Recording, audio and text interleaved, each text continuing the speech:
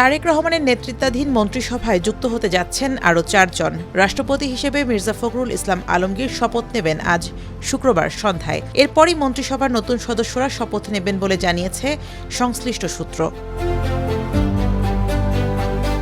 সরকার ও BNP সূত্রগুলো বলছে, মন্ত্রী হিসেবে আজ শপথ নিতে যাচ্ছেন আব্দুল মঈন খান, আন্দালিব রহমান পার্থ ও শাচিং প্রুজেরি। আর প্রতিমন্ত্রী হিসেবে মোহাম্মদ শামীম কায়সার লিংকনের নাম শোনা যাচ্ছে। নতুন মন্ত্রীর তালিকায় নাম থাকা আব্দুল মঈন খান বিএনপির স্থায়ী কমিটির সদস্য, নরসিংদী ২ আসনের সংসদ সদস্য তিনি।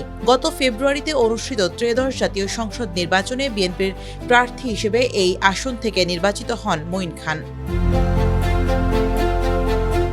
আন্দালিব রহমান পার্থ বাংলাদেশ জাতীয় পার্টির চেয়ারম্যান। বিএনপির সঙ্গে জোটবদ্ধ হয়ে নির্বাচনে অংশ নেয় তার দল।